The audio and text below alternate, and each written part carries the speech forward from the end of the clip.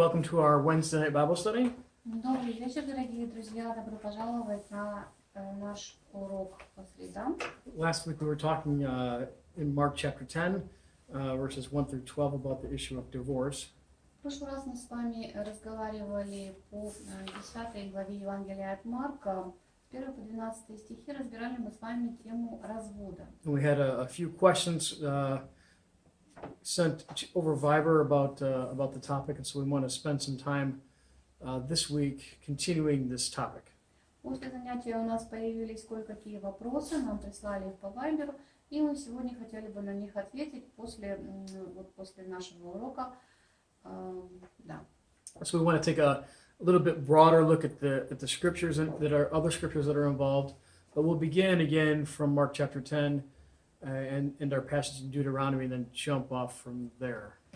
И мы, конечно, сегодня рассмотрим этот вопрос более подробно, но начнем мы, как обычно, с чтения Писания. Давайте помолимся перед началом урока. Отец наш Небесный, слава Тебе и хвала, благодарность за день сегодняшний чудесный, за возможность Слово Твое, Господь, изучать, за то, что Ты открыл нам Свое Слово, что Ты нас, Господь, ведешь, назидаешь, питаешь Своим Словом, и мы просим Ты, сделай так, чтобы мы принимали его в полноте, даже то, что порой сложно принять, Господь. Благослови Джеффа, благослови Оксану Валерьевну, пусть Господь прославится имя Твое святое сегодня. Молимся во имя Отца и Сына и Святого Духа. Аминь. Евангелие от Марка, 10 глава, с 1 по 12 стих я прочитаю отрывок. «Отправившись оттуда, приходит в пределы иудейские, за иорданскую сторону. Опять собирается к нему народ, и по обычаю своему он опять учил их. Подошли фарисеи и спросили, искушая его, позволительно ли разводиться мужу с женой. Он сказал им в ответ, что заповедовал вам Моисей? Они сказали, Моисей позволил писать разводное письмо и разводиться. Иисус сказал им в ответ, по жестокосердию вашему написал вам сию заповедь.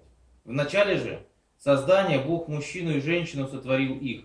Посему оставит человек отца своего и мать, и прилепится к жене своей, и будут два одна плоть. Так что они уже не двое, но одна плоть. Итак, что Бог сочетал, того человек не разлучает. В доме ученики его опять спросили его о том же. Он сказал им, кто разведется с женой своей и женится на другой, тот прелюбодействует от нее. Если жена разведется с мужем своим и выйдет за другого, прелюбодействует. Это и Слово Божье. Братья и сестры, давайте Второзаконие еще откроем, 24 главу, с 1 по 4 стих. «Если кто возьмет жену и сделается ее мужем, и она не найдет благоволения в глазах его, потому что он находит в ней что-нибудь противное, и напишет ей разводное письмо, и даст ей в руки, и отпустит ее из дома своего. И она выйдет из дома его, пойдет и выйдет за другого мужа. Но и сей последний муж возненавидит ее, и напишет ей разводное письмо, и даст ей в руки, и отпустит ее из дома своего. Или умрет сей последний муж ее, взявший ее себе в жены. То не может первый ее муж, отпустивший ее, опять взять ее к себе в жены, после того, как она сквернена, ибо сие есть мерзость пред Господом, Богом твоим, и не порочь земли, которую Господь Бог твой дает тебе в удел. Аминь». Well, this is can be a difficult topic that we're dealing with this evening. Конечно, это очень сложная тема. It's difficult. I don't think it's maybe difficult to understand, but it's, I think, difficult for us to be Джефф, слетело все опять. obedient in. Джефф, Mm-hmm. тебя нет. А вот. There we go. Yeah, Natalia. Все работает? Наташ, ты слышишь? Да. So difficult, maybe not so difficult to understand, but difficult teaching for us to accept. Развод это трудная тема и, возможно, не столько трудная для понимания, сколько трудная для того, чтобы нам воспринять. And it makes it more difficult sometimes if there are people that are not teaching a biblically correct viewpoint of everything. И эта тема становится еще сложнее, когда в некоторых учениях, в некоторых церквях ее излагают не с библейской точки зрения. Right. Basically, there are two sides we can err on. Either we can be more strict than the Bible teaches, right, and say, oh, there's no divorce for any reason. That's what Jesus teaches. Or we can be not strict enough and allow people to get out of their marriages too easily, right? И искажение библейского учения о разводе может пойти по двум направлениям. То есть, с одной стороны, можно сказать, более сурово поставить вопрос, чем в Библии, да, сказать, что нет никаких разводов никогда и ни за что. И с другой стороны, можно сказать, можно облегчить, можно по сравнению с библейским трактованием этого вопроса, да, сказать, что да, пожалуйста, разводитесь сколько угодно. So remember in our passage here in Mark, when Jesus is confronted with this question, the question wasn't whether divorce was okay or not. The question was divorce okay for any reason whatsoever, or did you need to have the reason of adultery? Помните тот вопрос, который задавали Иисусу, да? То есть вопрос был не в том, плох развод сам по себе вообще. Вопрос был в том, можно ли разводиться конкретно по какой-то причине или вообще по любой причине. Right, and we see in Matthew's account, he makes it a little more clear. He says, anyone who divorces except for marital unfaithfulness and marries another woman commits adultery. У Матфея немножко более понятно написано: всякий, кто разводится с женой, кроме причины прелюбодеяния, тот совершает грех. Right, so we see that Jesus is telling us that yes, in fact, there is at least one reason for someone to have a divorce. То есть мы видим, что Иисус указывает нам, по крайней мере, одну причину для развода, да, прелюбодеяния. Now let's remember a couple things. First of all, Jesus says that the ideal is it's one man, one woman, and it lasts a lifetime, right? Ну, однако же нам нужно помнить, что Иисус раньше еще сказал, что одна мужчина, один женщина в браке и на всю жизнь это идеал. And we know that when one of the married partners dies, the other one is released from the marriage covenant and they're free to get married. Также мы знаем из Библии, что когда один из супругов умирает, то второй супруг волен найти себе новую партию. And so that's one of the foundational truths we can remember, right? Death releases the person to be married again. You don't have to stay single the rest of your life after the death of a spouse. То есть это основополагающие такие моменты, что смерть освобождает супруга от брачных клятв и не нужно человеку вдоветь до конца жизни. Now, Jesus goes on to teach us that while divorce is allowable in the case of adultery, it isn't necessary. You don't have to get divorced. Далее, что мы видим из учения Иисуса, что по причине прелюбодеяния развод возможен, но он не обязателен. То есть, если в браке случилась супружеская неверность, нет такого закона, что обязательно надо развестись. In fact, I think he would say that ideally you would seek some kind of resolution to the problem, and the marriage would stay together. То есть в идеале, конечно, лучше бы приложить все усилия к тому, чтобы сохранить брак. But the reality of the matter is that that's not always the case. There is the ability to be released from the marriage contract by adultery. Вот. Но в реальности, конечно, так не получалось. И вот единственная такая легальная причина, по которой развод был разрешен, это вот была причина прелюбодеяния. I really enjoy or thought John MacArthur's reasoning behind the allowability of divorce in that case was interesting. Мне очень нравится мнение Джона МакАртура по этому поводу разрешения на развод. He points out the fact that according to the law, the penalty for adultery was death. You'd be stoned. Он напоминает нам о том, что вообще-то согласно закону Моисееву, да, наказание за прелюбодеяние была смерть.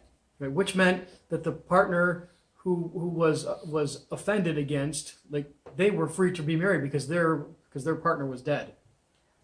То есть изменившую сторону побивали камнями, и освободившийся супруг мог спокойно вступать в следующий брак. And so he takes that to the next step and he says, well, if God is being gracious to the person who committed the offense by allowing divorce and not killing them, he's also going to be gracious to the person who was offended and allow them to remarry.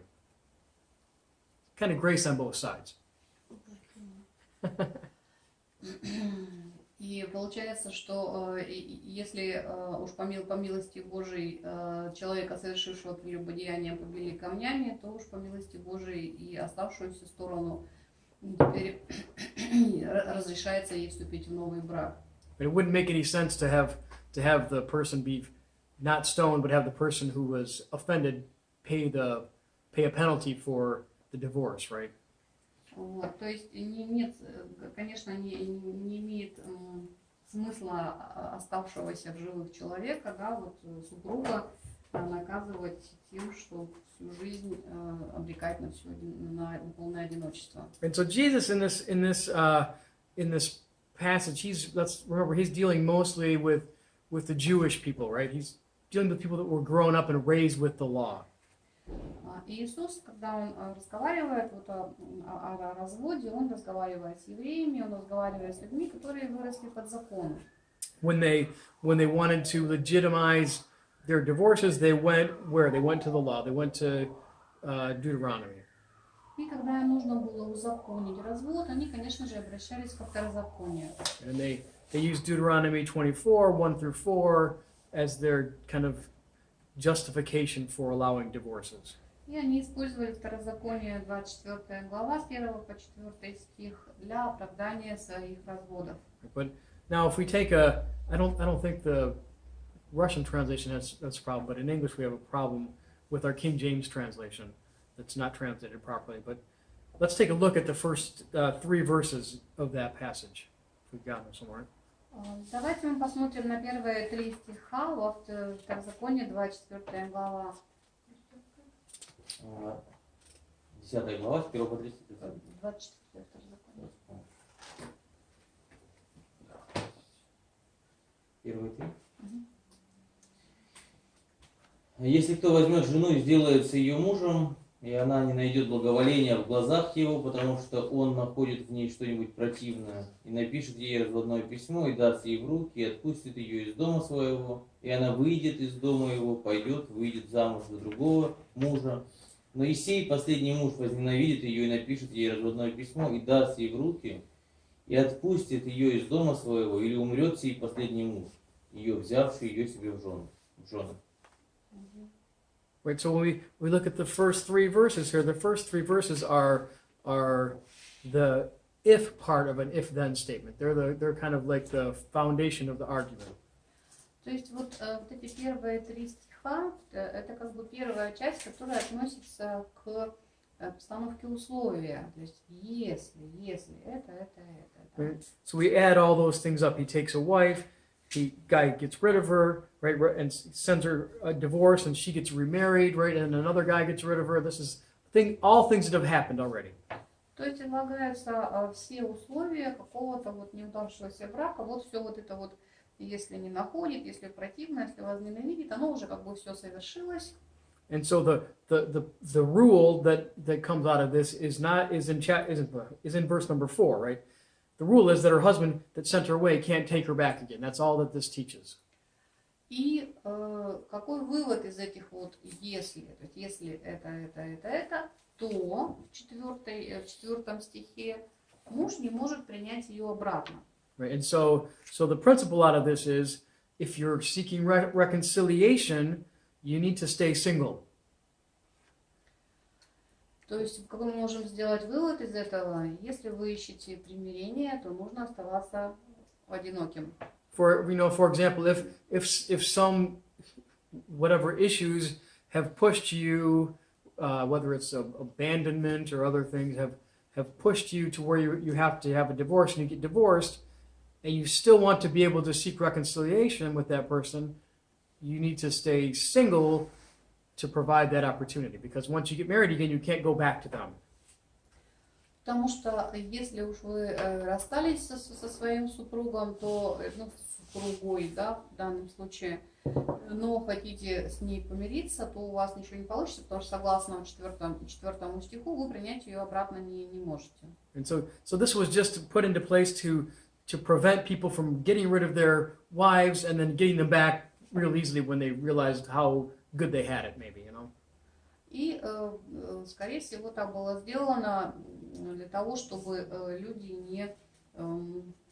не разводились часто. То есть сначала они избавились от своей жены по любой причине, что вот что-то в ней противное, а потом передумал, обратно ее принял, потом снова выгнал. То есть для того, чтобы вот это предотвратить, был дан вот этот вот 4 стих.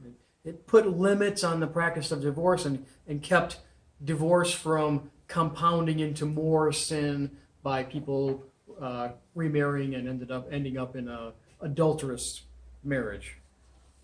То есть определенным образом это вот, постановление о второзаконии, да, 24.1.4, оно сокращало количество желающих развестись, сокращало количество разводов, поскольку усложняло последствия. Right, so the Bible does allow for divorce, right? Even though in Malachi, God says, I hate divorce, God himself divorces Israel, right, for marital unfaithfulness. То есть мы можем сделать вывод, что Библия допускает развод, да? Хотя мы, допустим, вот сейчас берем Малахию, читаем 2 главу, 16 стих. «Я ненавижу развод, говорит Господь, Бог Израиля». Вот. Но в то же время Бог сам говорит, что я разведусь, да, я разведусь с Израилем. If we read Jeremiah chapter 3 verse 8, we see that Jesus or God basically writes Israel a certificate of divorce and sends her away. Об этом мы можем прочитать в книге Иеремии, 3 глава, 8 стих. «И я видел, что когда за все прелюбодейные действия отступницы дочери Израиля я отпустил ее и дал ей разводное письмо». Да, вот здесь вот разводное письмо Бог дает Израилю. So then we see there is an instance, at least one that we see that divorce is allowed. То есть есть примеры, да, когда развод он разрешен. Right now, let's remember again, like I said, Jesus is dealing with the Jews, and he's giving them the ideal situation. Я снова напомню, что Иисус, он общается с евреями, да, и он им дает идеальные такие ситуации. They grew up with the law. They should be, of all the people that were on the earth at the time, they should be the ones that were keeping the marriage covenant. Почему? Потому что они избранный народ, и вот именно они из всех остальных народов, они должны все-таки по-иному, с большим благоговением относиться к брачному завету. Now Paul finds himself in a different situation. Вот у Павла, у него совсем уже была другая ситуация. Let's remember, Paul is the apostle to the Gentiles. He's going out to all these pagans, and the pagans are becoming believers. Павел, он был апостолом язычников, он проповедовал им, и, собственно, вот им разъяснял все Писание. And so all these questions then, because of these people becoming believers, these questions are coming up about sexuality and marriage and remarriage and divorce. All these things, all these issues are being raised by these people that are new believers, and they're coming out of these completely, I guess, sinful situations. И вот эти самые язычники, которым он проповедовал, они пришли из совсем других культур, где и на брак, и на повторный брак, и на развод, и на прелюбодеяние существовали свои взгляды, отличающиеся от библейских, и Павлу приходилось им все это объяснять. And so in 1 Corinthians chapter 7, Paul writes to the church in Corinth, and he's going to give them answers to some of their questions that they've been asking him about relational issues. Так, в первом послании Коринфянам, в 7 главе, мы читаем со 2 по 5 стих.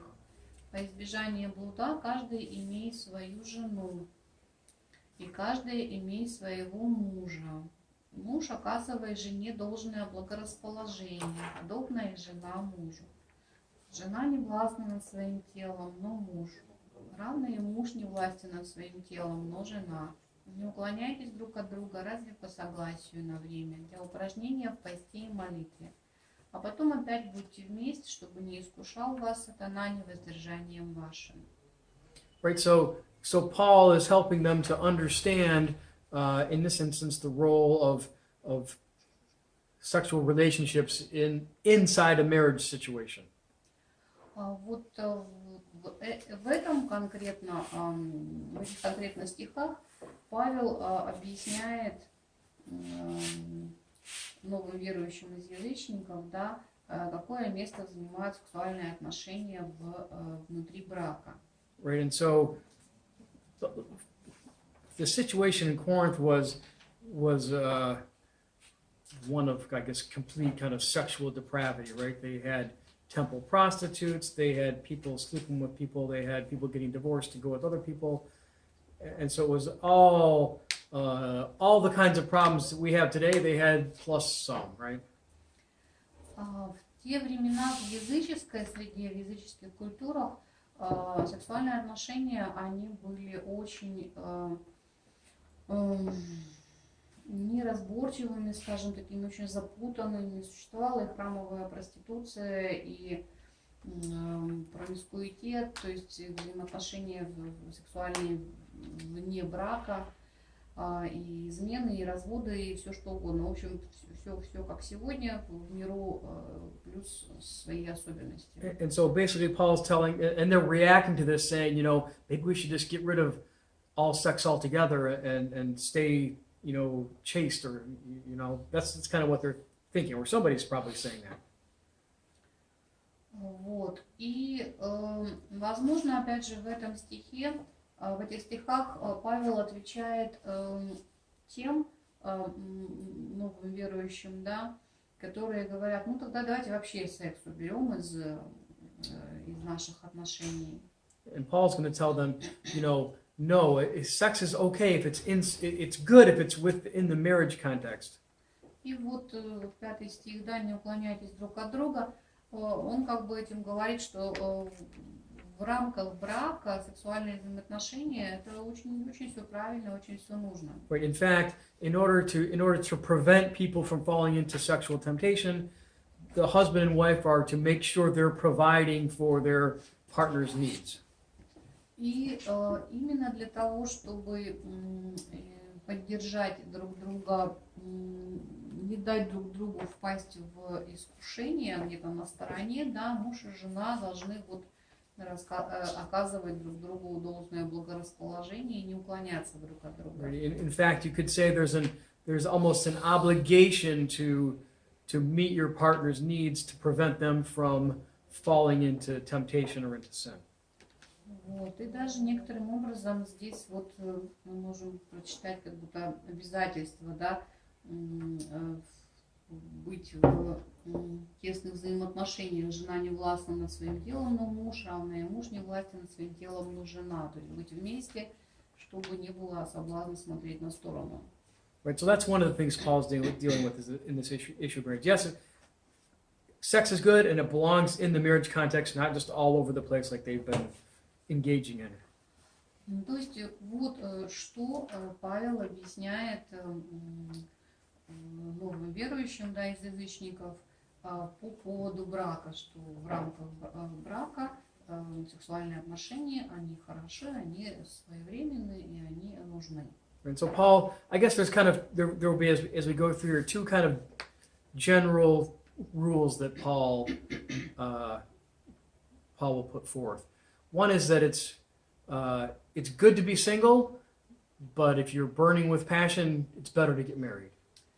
Вообще, если посмотреть на учение Павла о браке, да, то есть у него такие два направления. Одно, то есть когда он говорит, если так, хорошо остаться одному, это вот первое послание Коринфянам, 7 глава, с 8 по 9 стих. То есть хорошо остаться одному, но если не могут воздержаться, то пускай вступают в брак, ибо лучше вступить в брак, нежели разжигаться. And his other general rule is that it's better to stay the way when you become a believer, it's better to stay the way you were before you were a believer, as far as your marital situation. If you're single, stay single. If you're married, stay married. So if you become a believer, keep your situation the same, right? That's his other kind of general principle. If you are a believer, stay in that status. So yeah, when you become a believer, stay in the status, the marital status you were before you became a То believer. есть, когда вы пришли к вере, то оставайтесь в том состоянии, в котором вы были ранее. То есть, если были одинокими, то оставайтесь одинокими. Если были в супружестве, то оставайтесь в браке. Right. So he says in verse number 17, each one should retain the place in life that the Lord has assigned him. So basically, stay where you were, right? То есть, оставайтесь там, где вы, оставайтесь такими, какими вы были. So let's just work our way through. I pull out a couple of the highlights of things that we really need to, I think, hit upon in this passage. So we're not spending our time in the whole thing, but we'll hit each point and the verses that kind of support this section, right? Ну, давайте приступим к детальному разбору. 2 through 5 we just talked about. It talks about providing for the needs of your partner, right? The physical, sexual needs of your partner, verses 2 through 5. That's 1 Corinthians. In 1 Corinthians, yeah, I'm going to go right down the list of stuff there. То есть мы сейчас работаем по первому посланию Коринфянам, 7 глава. Со 2 по 5 стих сказано, да, что в сексуальной жизни, в отношениях мы должны, муж и жена должны быть равноправными, да? So we get down to verse number 8 and 9. Let's pay attention to the groups that he's talking about. In verse number 8, he's writing to the unmarried and the widows. В 8-9 стихе той же главы Павел пишет, кому говорит. Он говорит безбрачным и вдовам. Right. So the unmarried are the girls who are not married and never have been. Безбрачные это женщины на данный момент не состоящие в браке и никогда не бывшие в браке. The widows are the ones that have been married, obviously, and their husbands have died. А вдовы это те, кто уже были когда-то в браке, но их супруги умерли. In both of these cases, both of these groups are free to remarry. И представители обеих этих групп, они спокойно могут вступить в повторный брак. Again, Paul says it's better for them to stay unmarried, but if they can't control themselves, they should get married. Right? Вот. И хотя Павел говорит, что лучше бы им остаться как он, то есть безбрачными, но если не могут воздержаться, то пусть вступают в брак. Okay, now he turns to another group of people, to the married people in group number 10. В 10 стихе, с 10 по 15, сейчас читаем, да, он обращается к кому? К вступившим в брак. So it says, a wife must not separate from her husband, but if she does in 10 and 11, she must remain unmarried or else be reconciled. Жене не разводиться с мужем, если же разведется, то должна оставаться безбрачным или примириться с мужем своим. Right. И мужу не оставляет жены своей. So So in verse number 10 and 11, he's talking about marriage and divorce. You must not separate from her husband, right? And the husband must not separate from his wife. Итак, первое послание Коринфянам, 7 глава, с 10 по 11 стих, да, говорит Павел, вступившим в брак, да, жене не разводиться с мужем, если же разведется, то должна оставаться безбрачной или примириться с мужем своим, и мужу не оставлять жены своей. But Paul's going back, he's saying, I give this command, he says, not I, but the Lord, because he's going back and he's just saying, this is what Jesus taught. И это не какое-то особое учение Павла, он всегда подчеркивает, что не я повелеваю, а Господь, потому что он всегда стоит на том, о чем учил Иисус. And so he's letting you know that this is what Jesus said in the Gospels, and implied in here would also be that these divorces were for a different reason than what Jesus gave our exception for, right? Но здесь интересно, что он добавляет еще причину дополнительную для развода, а не то, что Иисус давал в Евангелии. And so, verse number 13, we come up and it says, if a woman, here we're talking about when a woman becomes a believer and her husband is not a believer. Это вот 13 да, стихи. Так, и жена, которая имеет мужа неверующего, да, и там идет дальше, согласен же с ней, не должна оставлять его. Right. So if a woman or a man marries and they are already married and they become a believer and their spouse is not a believer, they're not supposed to automatically leave them. Вот. И также брат, если имеет жену неверующую, она согласна с ним, не должен оставлять ее. Но Павел это подчеркивает, для кого он сейчас говорит? Он говорит для тех, кто до прихода христианства, да, они уже были в браке. И их супруг или супруга, они вот в данный момент оказались неверующими. So when you have an unbalanced marriage between a believer and an unbeliever, the believer is supposed to try to maintain the marriage as much as they possibly can.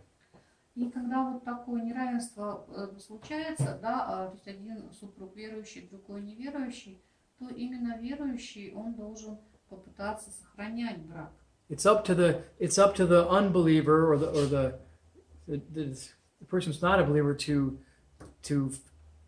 either abandon the person who is the believer or to send them away in a divorce. It's the non-believer's decision. Вот. А неверующий супруг, как говорится, да, они могут, если хотят развестись, то они пусть разводятся. В 15 стихе, да, мы читаем, если же неверующий хочет развестись, пусть разводятся. And so Paul goes on to say, the reason for this, the husband is sanctified, right? There's the husband and the marriage and even the children, he goes on to say, are sanctified through the believing wife. Вот. Почему верующий должен держаться за брак, да? Потому что вот в 14 стихе читаем, неверующий муж освящается женой верующую, и жена неверующая освящается мужем верующим. И даже дети, да, ваши были бы нечисты, а теперь святы. And so we see that God works in the family unit. We know that from his covenantal approach to families. Мы видим, как Бог, он работает внутри семьи согласно данному им брачному завету.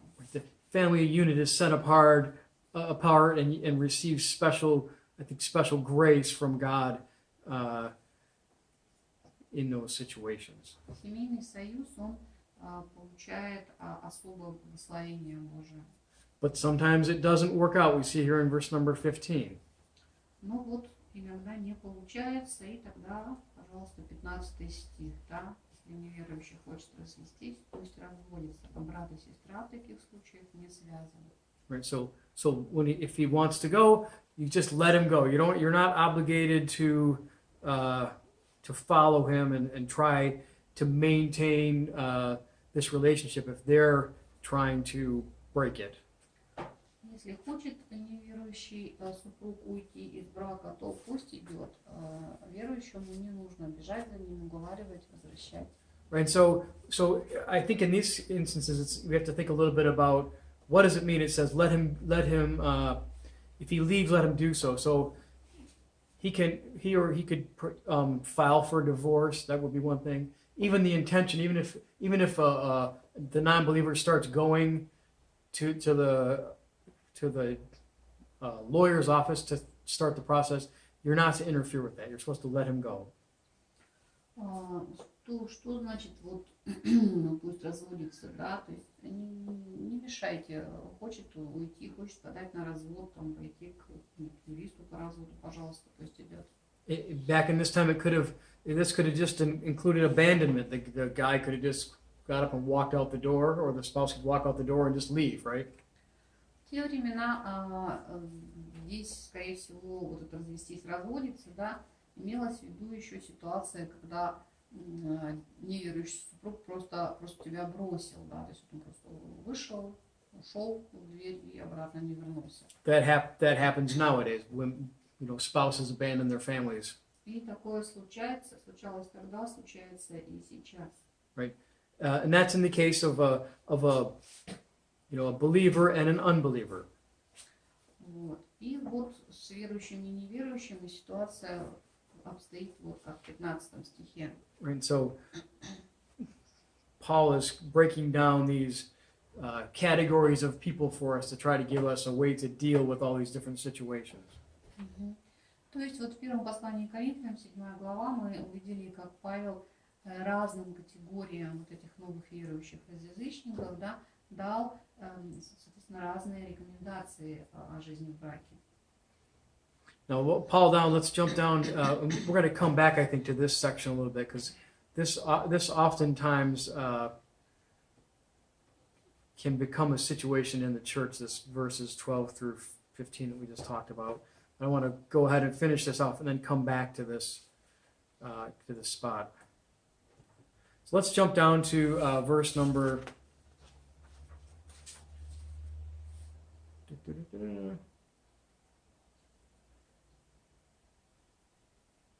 Let's jump down to verse number 25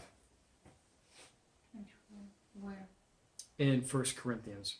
I don't think I have it on that sheet. You might need to crack the Bible open there. Вот, мы еще вернемся к вот стихам с 12 по 15 сейчас. Давайте мы найдем 25 стих в первом послании к Коринфянам. Давайте найдем. Хорошо? 25 стих в этой главе 7. 25. Just read 25 through 28. 25 и 28. Относительно девства я не имею повеления Господня. Я даю совет, как получивший от Господа милость быть ему верным. По настоящей нужде за лучшее признаю, что хорошо человеку оставаться так. Соединен ли ты с женой, не ищи развода. Остался ли без жены, не ищи жены. Впрочем, если и женишься, не согрешишь. Если девица выйдет замуж, не согрешит. Но таковы будут иметь скорби по плоти, а мне вас жаль. So again, virgins, he's talking about people who aren't married and never have been married. In verse number 25. Тут Павел обращается к тем людям, которые не женаты и не были никогда женаты. Again, he says, stay in the situation you are. That's the best situation, right? But И снова он говорит, оставайтесь в той вот ситуации, в которой вы уже были, это самый лучший вариант, но right, if you're married, don't divorce. If you're not married, don't look for a wife, right? Just stay the way you are. но если женат, да, значит не бросай жену, если развелся, не вступай в повторный брак. And Paul just says in the current situation of all of the trials they're going through that it's easier to be single than it is to have to worry about your family. Почему он так говорит? Потому что в той ситуации, в которой как раз тогда существовали коринфяне, в этой вот сложной ситуации, им легче было оставаться в том положении, в котором они были, чтобы не было житейских тягот каких-то дополнительных. Ideally, Paul wants these people to be free to do God's work, is what Paul's point is. То есть в идеале-то что Павел хочет? Он хочет в идеале, чтобы эти люди, они имели больше времени, больше свободы для служения Богу. Right? The Bible doesn't say anything, but more likely than not, Paul had been married at some point in his life. At some point. Yeah, earlier in his life. Так или иначе, там, видимо, это в Библии или нет, да, но кажется, что Павел ранее, возможно, был женат. Right? Just because of his position with the Jewish religious leaders before he became a believer, he probably had to have been married at that time in order to be in the position he was in. Мы можем сделать такое заключение из того факта, что Павел принадлежал к религиозным лидерам, а такую позицию нельзя было занимать, если ты был не женат. То есть до прихода к Иисусу, скорее всего, когда-то Павел был женат.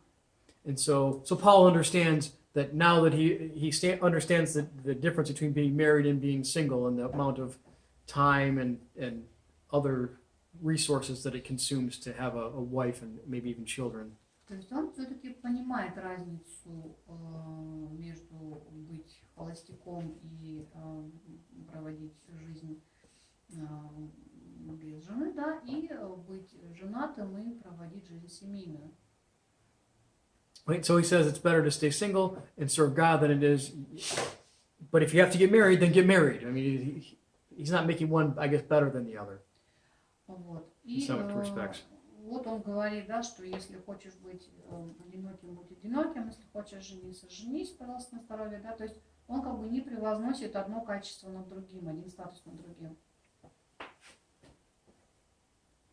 He goes on in verse 36. Basically, verse 39, we see a pretty hard and fast rule. A woman is bound to her husband as long as he lives, but if he dies, she's free to marry anyone she wishes, right? Вот. И далее он продолжает, да, что жена привязана к мужу, но если он умрет, то она может двигаться дальше в жизни. Now, the only restriction he does put on that is the end of verse 39. He says, he must belong to the Lord, right? He needs, whoever she marries needs to be a believer. Также 39 стих. Жена связана законом, доколе жив муж ее, но если же муж ее умрет, свободно выйти за кого хочет, а только в Господе, да, только все ограничивается тем, что все должно быть в верующем пространстве христианском. Right, so one thing that happens, I think, I'm going to back up again to this section on believers and unbelievers and talk a little about that and the idea of church discipline. Вот. Мы досмотрели всю 7 главу до конца, и теперь давайте вернемся вот к 12-15 стихам. Тут у нас союз, брачный союз с верующих с неверующими. So as we know from reading this, the ideal situation with believers is that they stay reconciled to one another, that they stay together. Итак, идеальная ситуация с верующими в браке, да, такая, что лучше им оставаться вместе. In order for that to happen, sometimes this whole idea of church discipline comes into play. И для того, чтобы помочь им оставаться в брачном союзе как можно дольше, да, иногда приходится прибегать к церковной дисциплине. Right, this whole idea of, if you see your brother sinning, go to him and confront him. Помните, что если видишь брата твоего согрешающего против тебя, то подойди к нему и обличи его. Right, if he doesn't listen, then go get a couple other people and go to him like in a small group. Если не послушают тебя, то позови 2 или 3 свидетелей, чтобы с ними разобрать эту ситуацию. And if that doesn't work, then you go to the church elders, and it becomes an official disciplinary action in the church. И если эти два первых шага не работают, то тогда нужно выходить на церковь, на церковный совет, просить их помочь в этой ситуации. And eventually, I mean, with the idea or the hope that the church discipline or the elders' official action is going to bring about resolution. It's going to bring the couple back together. That's the whole purpose. И какова цель обращения к церкви, обращения к церковному совету? Она цель в том, чтобы брак сохранить, чтобы поссорившись супруги каким-то образом примирились. Right. But what happens in some rare instances is that church discipline is resisted, and the ultimate end of rejecting church discipline is excommunication from the church, right? Но что происходит в некоторых случаях? В некоторых случаях церковная дисциплина не срабатывает. То есть тот супруг, который хочет уйти из брака, он таки уходит, получается, не послушав увещевания церкви, то есть поставив себя вне церкви. And so hopefully this idea of this tension between reconciliation and discipline pushes the person to reconcile with their spouse, which is the ideal situation. То есть, еще раз, значит, если мы доходим до церковной дисциплины в том, что мы пытаемся примирить двух супругов, да, и супруги соглашаются на это, то в идеале, чего мы хотим достичь, это примирить этих супругов, сохранить брак. Right. Now, if the person just refuses to respond to church discipline, they'll be excommunicated, right? Matthew chapter 18, 17 basically says they'll be put out, they'll be treated like a heathen or a publican, right? Вот. Если же участники этого конфликта, да, один или все, не слушаются, не согласны с церковной дисциплиной, сопротивляются, да, ну да, по Матфееву правилу, да, что если же и церковь не послушается, то пусть будет он тебе язычником. Right, this refusal to respond to discipline, refusal to be under discipline is what results in them being excommunicated. Not the sin that they've committed. The sin could be anything, right? But the fact that they refuse to submit to church discipline shows that they refuse to submit to essentially to the powers that God has put here on earth, right? Вот. То есть, если один из супругов не слушает увещеваний церкви, не согласен с церковной дисциплиной, то он ставит себя вне церкви, как бы выходит из нее и ставит себя выше Божьих законов, скажем так. Now, in the case of a marital conflict where the one person refuses to submit to church discipline, they end up being excommunicated. They're treated now by the church just as though they're an unbeliever.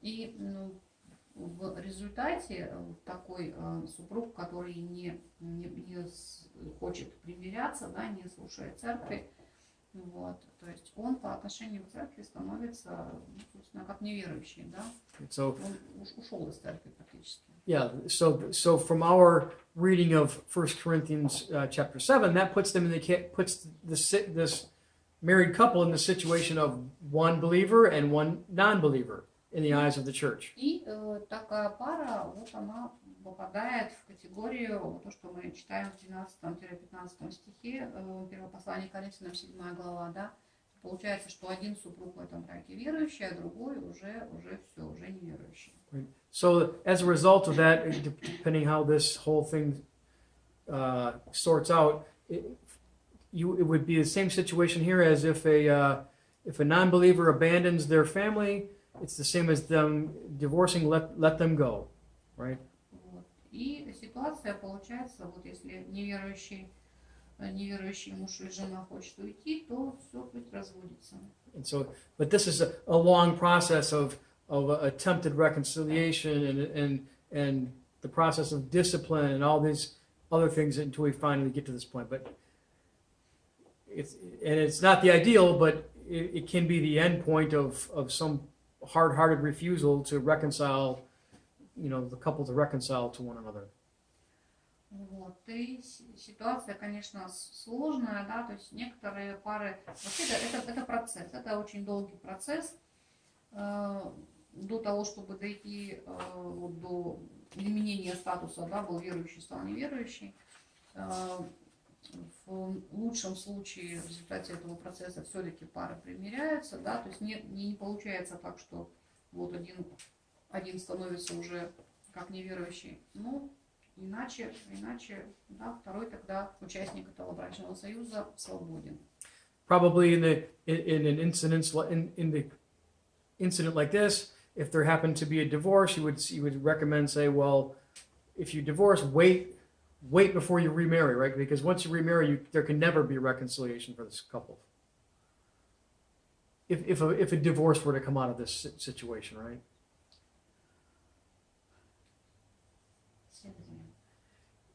So, if in this situation of church discipline, вот, значит, снова мы говорим про эту ситуацию, в которой конфликтующие супруги, да, они пришли за решением к церкви, применяется церковная дисциплина. You're still always hoping to reconcile a couple together. И мы надеемся, что все-таки в идеале они придут к примирению. So even if this separation results in or abandonment results in a divorce, it's probably still wise to try to wait after the divorce before remarrying to try to reconcile the situation, right?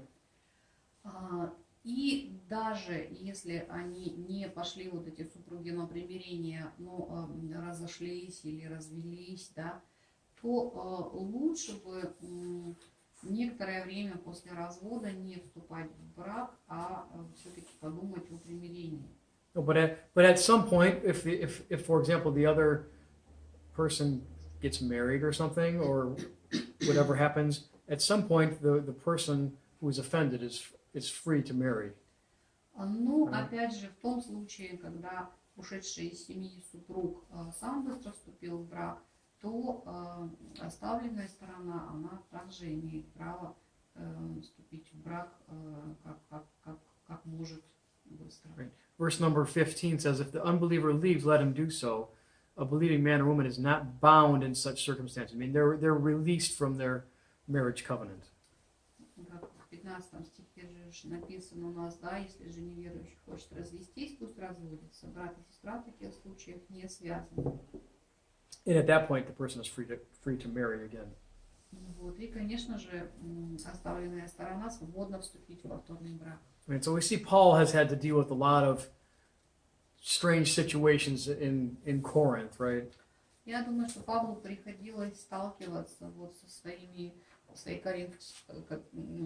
коринфской аудиторией, да, с очень разными ситуациями. And he's tried to give a application of what Jesus taught to a practical situation.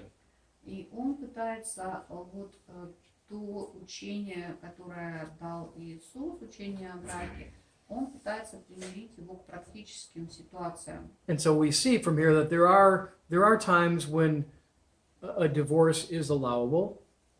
И то есть вот уже из того, что сказал Павел, мы видим, да, что в каких-то моментах, в каких-то случаях развод он допустим. Right, there are times when remarriage is allowable.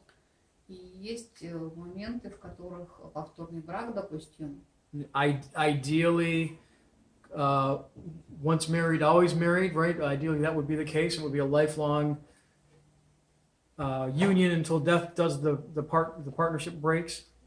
Хотя идеал остается прежним, да, один муж, одна жена, на всю жизнь, пока смерть не разлучит. Right. But the fact is, we live in a fallen, sinful world, and that's just not how everything works out all the time.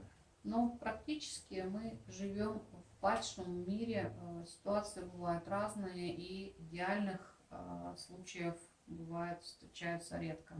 And fortunately, God is graceful, and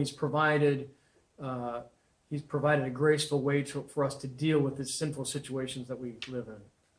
И хорошо, что Бог благословляет нас из любой ужасной ситуации находить достойные выходы. Right? And even to redeem these situations, whether it's sometimes through a new marriage or sometimes through going through a reconciliation process of a marriage and rebuilding a relationship.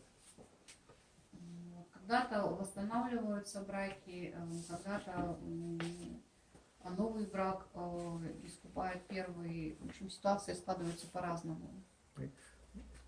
So, I guess that being said, you know, the Bible is fairly clear on this situation.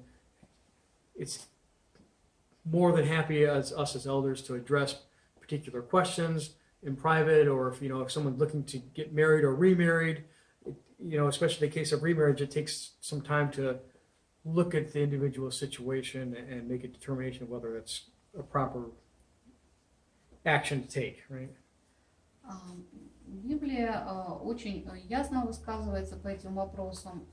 Нам вот так же, как и Павлу, нужно смотреть на конкретные ситуации и каждой ситуации подходить индивидуально. We do have a good book in Russian here. Actually, when I use in English, this Marriage, Divorce, and Remarriage in the Bible, I think it's called, by J. Adams. We have a copy here if somebody wants to borrow it. У нас есть в библиотеке хорошая книжка Адамса «Брак», «Повторный брак», «Развод». И если кто-то хочет почитать, можете взять ее у нас. I would recommend that for a good starting point. Там все очень понятно написано. And actually, I'm not sure if it's in Russian, which I should have asked you, but John MacArthur has a good series on Matthew, the section of Matthew that talks about divorce. He's got like 6 sermons that are pretty decent. И у Джона МакАртура есть хорошие проповеди тоже на эту тему. Надо посмотреть, если они на русском языке. Посмотрим, выложим ссылочку. Yeah, I know a lot of his stuff's been translated. So if we can find it, we'll send the link. I think we'll close in prayer, and we'll have, if anybody has any particular questions, we'll go ahead and answer those, and then we'll.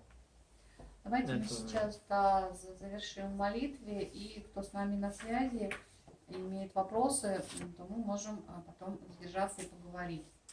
And if anybody else later on has any questions watching the video, they can send questions on the Viber group, either to myself or Igor. А те, кто будут нас смотреть в записи, то тоже могут послать нам свои вопросы в нашей группе в Вайбере.